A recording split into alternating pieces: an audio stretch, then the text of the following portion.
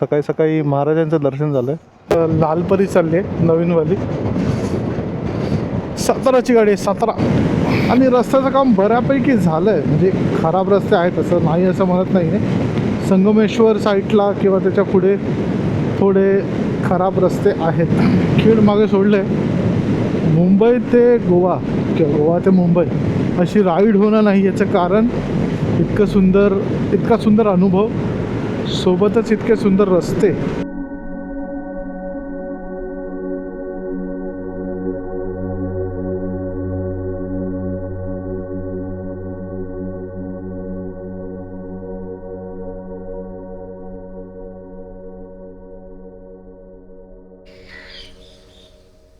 सुप्रभात मित्रांनो, मी ओंकार आणि तुमचे स्वागत आहे ओंकाराने ब्लॉग यूट्यूब चॅनलवर. आता आपण आहोत कलंगूटमध्ये. आजचा शेवटचा दिवस, आपण इथून निघतोय मुंबईसाठी. 2 दिवसासाठी आपण इथे आलो होतो. सो असा काहीसा आपला स्टे होता. त्या साईडला कलंगूट बीच आहे, समोर नारळाची झाडं, आंब्याची झाडं, समोर मोहर आला आणि रूम काहीसा असा होता. हा हॉल आणि हा बेडरूम. इथे वॉशरूम, हा छोटासा किचन, हा फ्रीज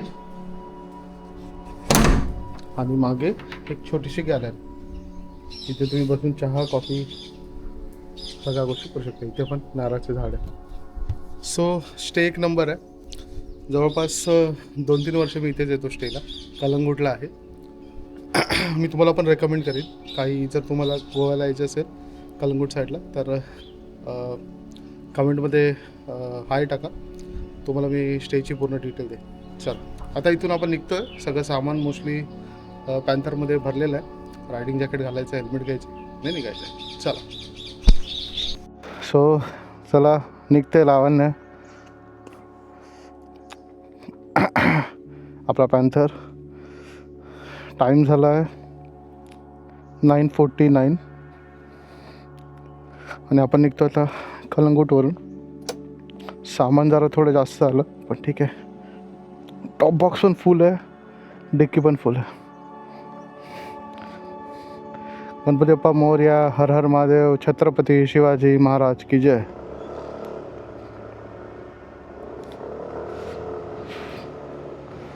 सकाळी सकाळी महाराजांचं दर्शन झालं. सो आपण आलो आता बाहेर, ऑलमोस्ट म्हापसा या साईडला. आणि समोर आपल्याला NH-66 दिसतोय. आपल्याला लेफ्टला जायचं आहे. पत्रादेवी सरळ. चला फायनली आपण NH-66ला लागलो आहे आणि रोड एक नंबर आहे इथून राजापूरपर्यंत. सो पळवायला मजा येणार आहे. तरी अजून आपण गोव्यातनं बाहेर पडलो नाही आहे प्रॉपर, पण हायवेला लागलो. पत्रादेवी बांदा 30 किलोमीटर आहे इथून, म्हणजे 30 किलोमीटरनंतर आपली महाराष्ट्र बॉर्डर सुरू होईल. लेफ्ट साईडला आहे मोपा एअरपोर्ट, आपल्याला सरळ जायचं. त्या साईडला एअरपोर्टचा रोड आहे. काय सुंदर दिसतं आहे. सगळी नारळाची झाडं आहेत त्या लाईनीत. तो मागच्या बॉर्डर पण आता क्रॉस केली आपण. तळेरे इथून 40 किलोमीटर, 40-44 किलोमीटर. सो तळेरेत ब्रेक घेऊ, पेट्रोल पण भरूया तळेरेत. चला आता थोड्या वेळात 20 किलोमीटरनंतर कणकवली आहे. चला कसालला पोचलो आहे, कसाल. चला कणकवलीला पोचलो आहोत.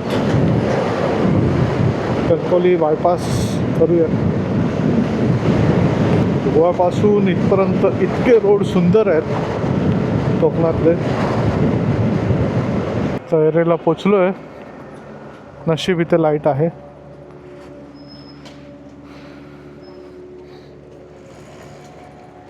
गाडी रिझर्ववर आली.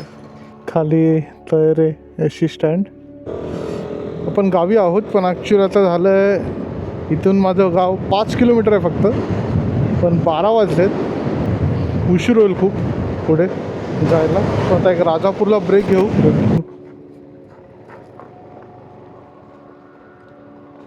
स्वतः राजापूरला पोचलो आहोत, जेवायला थांबलो. दुपारचे वाजले 12:47.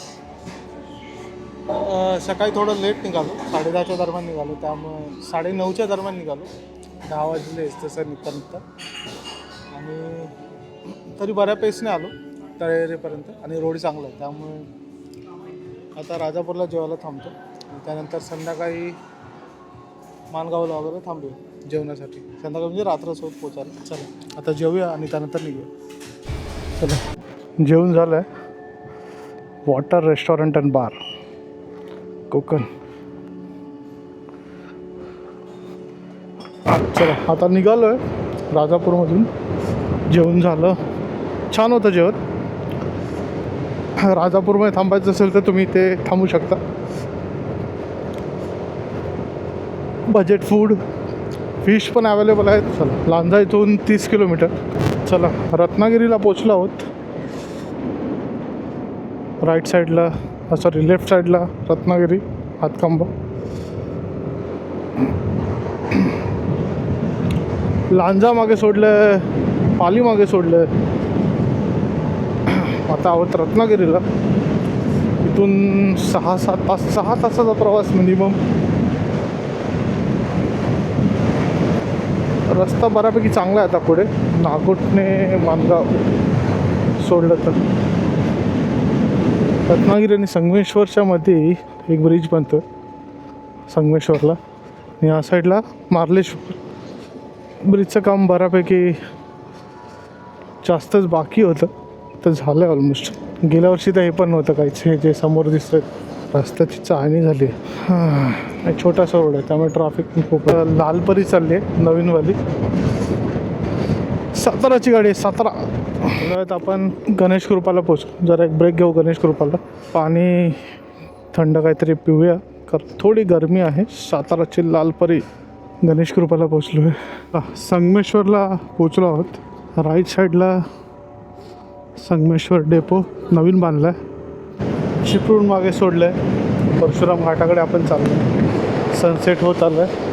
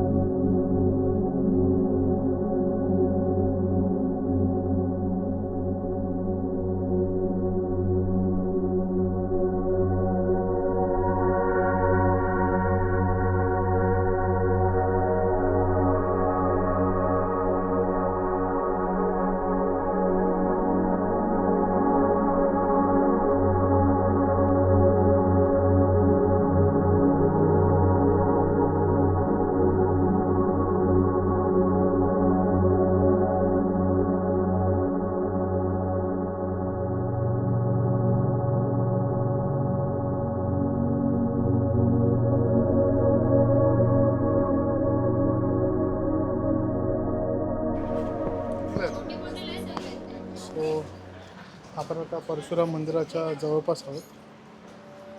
सो तिकडे एक विश्रांती स्थान आहे. हा मग घे ना छोटी.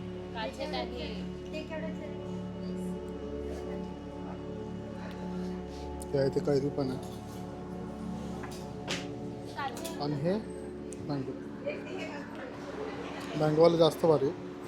घरी पोचायला 9 साडेनऊ होते. सो हा इथून वरती रोडचा जातो. हा परशुराम मंदिराजवळ जातो. चला परशुराम घाटातनं आपण निघालो आहे.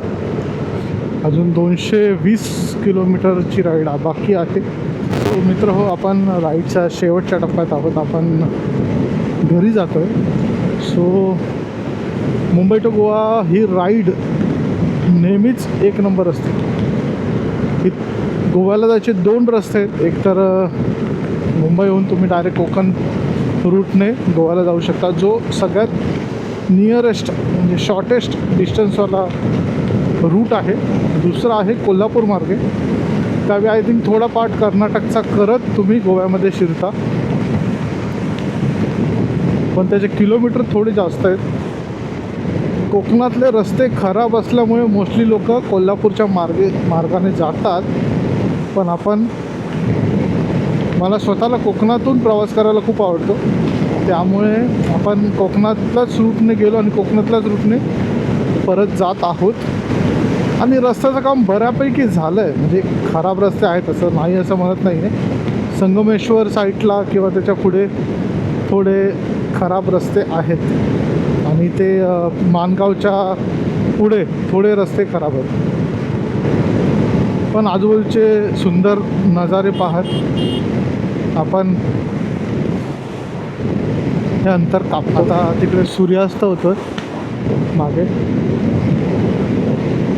परशुराम घाट सोडला आहे, आता भोसले घाट येईल. त्यामुळे सूर्यास्त होतो आहे. रेल्वे ट्रॅक आहे खाली कोकणचा, त्या बाजूला नदी आहे. रस्त्याचं काहीतरी काम चालू आहे. खेडला पोचू थोड्या वेळातच. खेड मागे सोडलं आहे.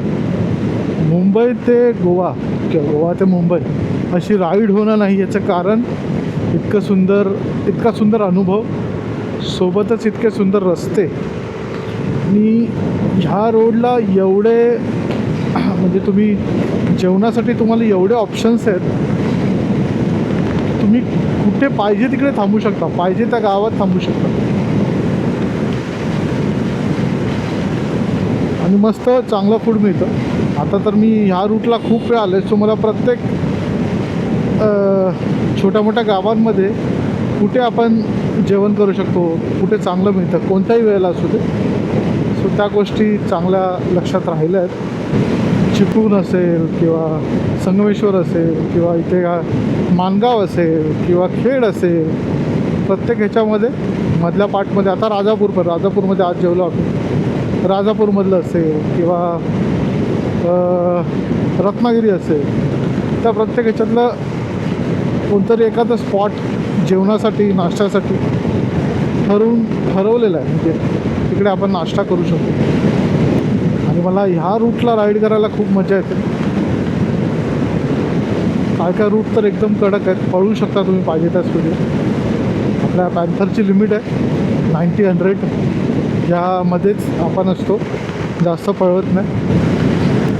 आणि आता गारवा वातावरणात यायला सुरू झालं आहे, सो स्वेटशर्ट घालावे लागेल. आणि समोर डोंगर बघा काय भारी दिसतं. महाड इथून काही किलोमीटर आहे, 35-40 किलोमीटर असेल. आला आणि गारवा सुरू झाला आता. एक नंबर.